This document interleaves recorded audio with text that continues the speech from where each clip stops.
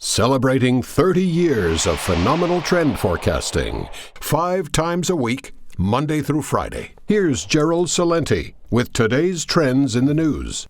Hi, this is Gerald Celente. It's Tuesday, July 12th, 2016. And here are some of today's trends in the news. Big day in the markets. Starting over there in Asia. Another good day for the Nikkei. Yes. You remember what happened on Monday. It was way up following Sunday's vote of more Abenomics coming in. That's right. So Nikkei up, Shanghai up, Hang Seng up. Over there in Europe, CAC up, FTSE down, DAX up. Over here in the States, woof, up. Oil up, gold down. Remember what I've been saying about gold? Again, I do not give financial advice. I said there's going to be a sell-off. And I believe it's going to be a sizable sell-off. It has the potential to be. And after this big sell-off, I think it's the beginning of the next gold bull run. But that's only the way I see it. So what happened here? U.S. stocks closed higher Tuesday as fears eased over Brexit and Japan signaled more economic stimulus. The S&P moved higher in record territory, and the Dow Jones Industrial Average closed at a new all-time high. NASDAQ rose, now closing in positive territory for 2016. So it's been down all this time, first 6 months. Meanwhile, in Japan, Prime Minister Shinzo Abe ordered new stimulus after his coalition won an election in Japan's upper chamber by a landslide on Sunday. Trend alert! Trend alert! That's right. It's a day early, and there's a reason for it, because this is important. It's not Abenomics, folks. It's Ponzinomics and central banks to crash the markets. That's your trend alert. History before it happens. This is one big scam. The markets are going up, they're telling us, because of more stimulus, which means that, and continued low interest rates, which means that they'll be able to keep rigging the markets and have the gamblers gambling. U.S. oil settles up 4.56% after 2-month lows because their anticipation that data later on Tuesday would show an 8th straight week of declines in U.S. crude stockpiles. And that also boosted the markets. But that was the news before the numbers actually came out. And you know what the numbers say? Well, guess what? Oil falls as supply says API data show U.S. crude supply up 2.2 million barrels. Oil futures fell in electronic trading Tuesday after the American Petroleum Institute reported that U.S. crude supplies unexpectedly rose by 2.2 million barrels for the week ending July 8th. Now remember, oil went up on the anticipation that supplies would go down. So again, this is all manipulated. It's just playing the markets. We stick with our forecast. Oil between the $30 and $50 range. Too much supply, not enough demand.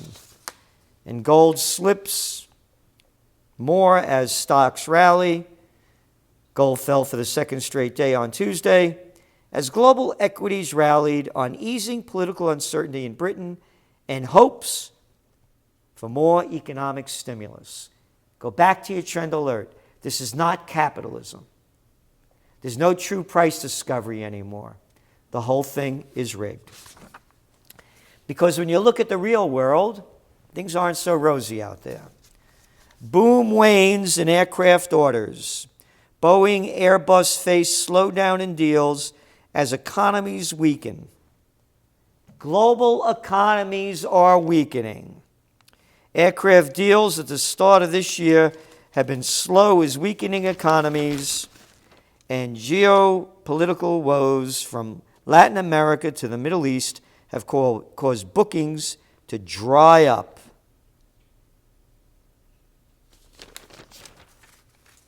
And you know how I keep saying, it rots from the head down. Whether it's the military mindset of immorality brought to you by your commanders-in-chief, prime ministers and chancellors that go around the world slaughtering millions of people to carry out their sick mind dreams. And then you wonder why you have a militarization within your nation, why they're watching everything that you do. People are going over the edge, and they're killing as well. If you could kill from the top, you could kill at the bottom. Morality doesn't count. So the fish doesn't only rot from the head down from immorality, it rots in a lot of other ways. And as your trend alerts and trends in the news and trends journals have been pointing out, on the economic front, it's rotting from the head down as well. A falling market for trophy homes in the sky.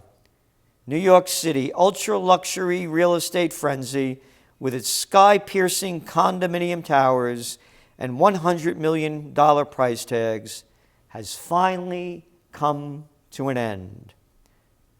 Today, a 4-year construction boom aimed at buyers willing to spend $10 million or more has flooded the top of the market, just as global market turmoil has caused wealthy investors, gamblers. They're not building anything. It's all the money is being made by gambling, and the markets are going up because of more stimulus. They're not creating jobs. They're creating wealth for the 1%. And again, I'm not throwing that line around loose. You know the numbers. 62 people in the world have more dough than half the world's population. And in the USSA, since Obama came in, 1% of the population since 2009 has gained all the wealth. 95% of the wealth, for 1%. So there you go. Because it keeps getting better. Burberry overhaul sees Bailey replaced as chief after 2 years of falling shares. Remember, Burberry is a luxury market.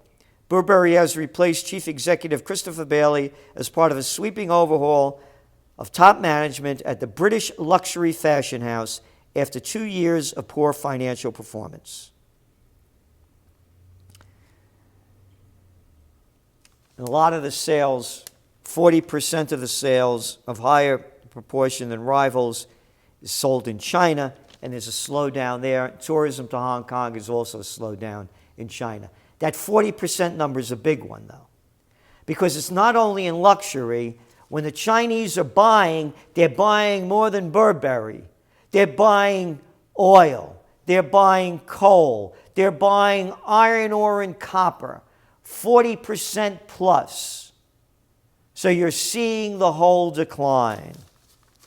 But in the United States over here, they're taking care of the little people in Slavelandia. Starbucks to boost wages in U.S. The saddle-based coffee chain said on Monday that effective October 3rd, employees in its company-operated stores will receive an increase in base pay of more than 5% or more. Yeah, great. They call these guys like baristas. Yeah. When I was a kid, we were soda jerks making soda. These poor people having these jobs in these chains.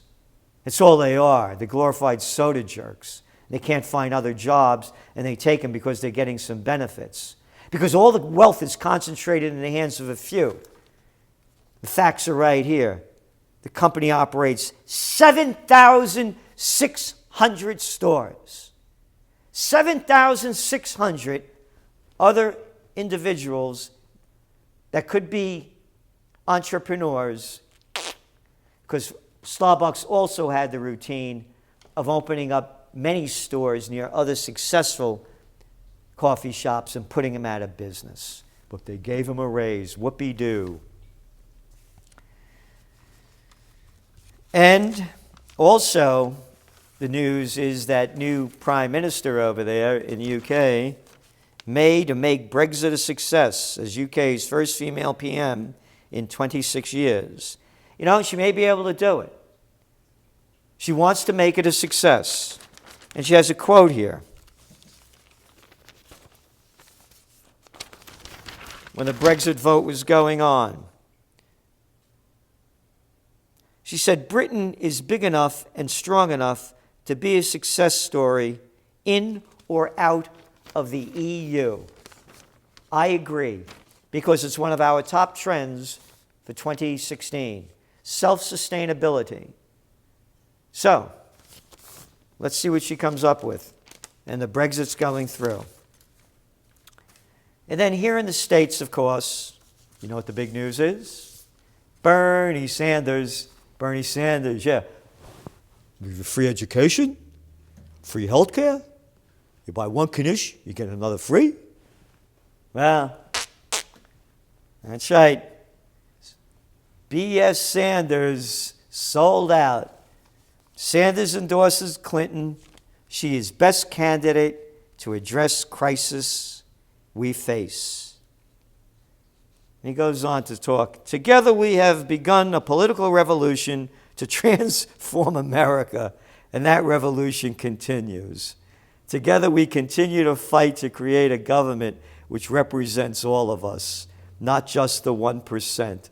A government based on the principles of economic, social, racial, and environmental justice. Secretary Clinton has won the Democratic nominating process, and I congratulate her for that. She will be the Democratic nominee for president, and I intend to do everything I can to make certain she will be the next president of the United States. Revolution, you know what that is. Oh, come on now. That ain't even bullshit. That's horse shit. That's right. And that's all B.S. Bernie's been blowing out since he hit the stage and delivered nothing. And from the reports coming out, his supporters aren't too happy about it.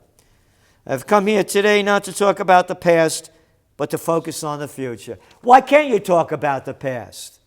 Why can't you talk about why you were running and how you were against her? Because you're a sellout, just like Obama. Yeah, you remember, or you forgot. When people wanted to talk about bringing George Bush up on war crime for his invading Iraq based on lies, he said that was in the past. This is going to be a net plus for Clinton. Although there's discontent right now, he'll sucker in the millennials and the others that voted for his lies. Because you know what the line's going to be. Hitlerese better than Hitler. Yep, this campaign is not really about Hillary Clinton or Donald Trump or Bernie Sanders or any other candidate who sought the presidency. This campaign is about the needs of the American people and addressing the very serious crisis we face. And there is no doubt in my mind that as we head into November, Hillary Clinton is far away the best candidate to do that. No doubt in your mind? What mind? Hillary Clinton? Look at their track record. Bernie? Yeah. Bernie's sucking his way up to go somewhere if Clinton wins. End of story. All they have is a track record of failure, and Bernie was a nobody before, sucking off the public tit for 40 years. The guy never had a job, other than maybe selling Knishes in Coney Island. You buy one, you get another one free. To you, Bernie, bullshitter, nothing you've accomplished, other than a lot of hot air. And now you sold out the people that believed in you. Yep. It's no secret that Hillary Clinton and I have disagreed on a number of issues. That's what democracy is about. No, it's not. That's not what democracy is about. This country doesn't have a clue about democracy because we have the Bloods and the Crips running the country. or as you folks like to call them, Republicans and Democrats, with more blood on their hands, more murder than we've seen since World War II. Oh, I forgot the Vietnam War. And robbing us of our money with your too big to fail tax breaks, loan guarantees, stimulus and quantitative easing programs that you've foisted on us. Not a democracy. It's neo-feudalism, different set of rules for the economic elite and the political nobility, just like they gave Hitler a free ride with the FBI, and that's out of the news. Bernie is now officially part of the rigged system, selling out. Donald Trump said, it's like Occupy Wall Street endorsing Goldman Sachs. Yeah, that's exactly what it's like. Hey, it's America. This is what this country's devolved into. Look what we have. Trump candidate was Clinton fan in 2008. Big story here in the Wall Street Journal about all the things, the positive things Trump said about Hillary Clinton and other things he said. In one segment, Mr. Trump advised men to do more chores around the house because psychological research showed they would get more sex from their wives. This is who we have running for president. Hey, maybe that's some of the guys, but not the guys that like making whoopee. Here, listen. This is Gerald Celente, and that's some of today's trends in the news.